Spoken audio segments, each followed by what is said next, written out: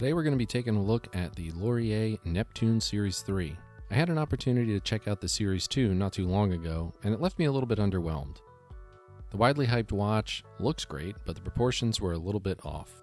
While Laurier has kept the dial design the same, they've updated the case profile to be a little bit smaller all around. The dial of the Neptune looks great. It's vintage inspired with a little touch of modern flair. The Neptune can be described as a watch that's a little bit geometric. The flat link bracelet and angular lugs make it an attractive watch. The updated lug design is probably my favorite change. They curve down a little bit more and hug the wrist a lot better. Where I found the Series 2 to be a little bit awkward on the wrist, I don't find that at all with the Series 3.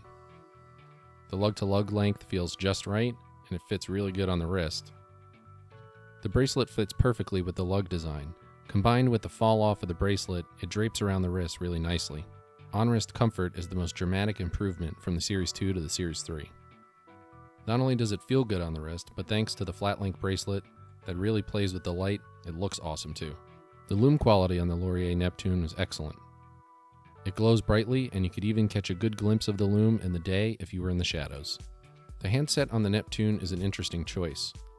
An arrow for the hour hand, a long pointed almost Dauphine style hand for the minute hand, and a pointed seconds hand make each element a little bit different. Overall, the handset, combined with the markers, make for a cohesive design that works well together. I like the simplified bezel design. Numerals at 10, 20, 30, 40, and 50 with hash marks in between, and a triangle pip at 12 o'clock. It's simple, elegant, and it works. If you haven't noticed already, the crown's pretty big. It didn't dig into my wrist during the day and I found it to be comfortable. I was expecting it to be more uncomfortable than it was. However, it made winding the watch and setting the time a breeze. Another interesting choice that Laurier has received a little bit of flack on is the domed plexi crystal. I feel that the acrylic crystal adds some vintage flair to the watch and also creates warmer reflections. If you get any scratches, it can easily be polished out. I was also happy to see Laurier include a Miata Movement instead of the Seiko NH35 that they included in the previous generation.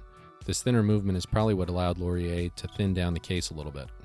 I had some grievances with the Series 2, and it's almost like Laurier read my mind on every one of them. The better lug design and thinner case profile thanks to the Miata Movement are the changes I wanted the most, and they're here. Thanks for checking out the review, and if you're interested in the full written review, check out watchclicker.com.